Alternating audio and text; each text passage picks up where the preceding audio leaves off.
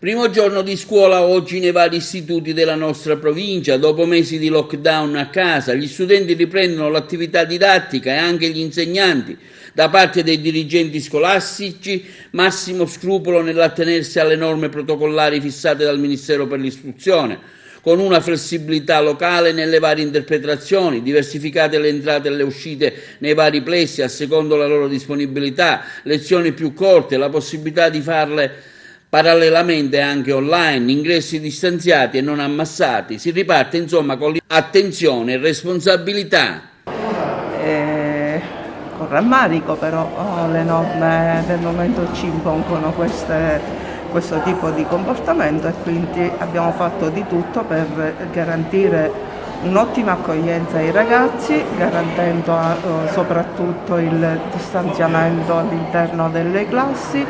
cercando di creare le soluzioni più ottimali possibile per garantire la salute, la sicurezza e la formazione nello stesso tempo.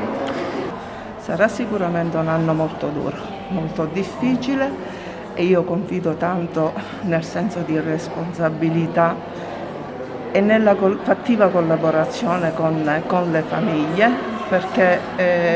quello su cui si cercherà di puntare soprattutto oltre il lato prettamente formativo dei ragazzi, o meglio più che il lato culturale, ma soprattutto sulla formazione civica, nel mantenere proprio questo, acquisire consapevolezza di questo particolare periodo che stiamo vivendo e quindi cercare di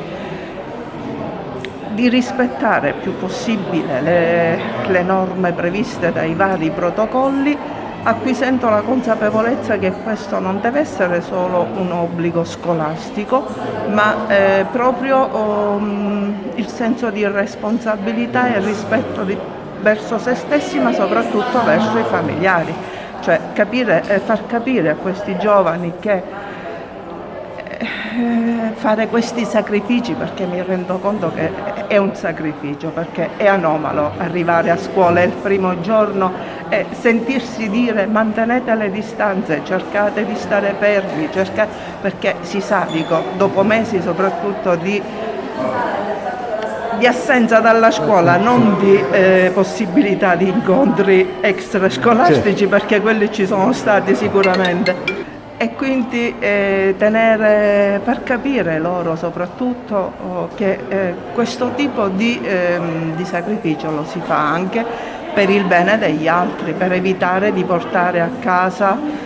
eventuali situazioni spiacevoli e creare situazioni spiacevoli ai propri familiari, agli anziani, ai nonni, insomma alle persone che stanno più direttamente a contatto con loro. Quindi l'obiettivo principale che come scuola ci poniamo, non solo noi ma penso un po' tutte le scuole,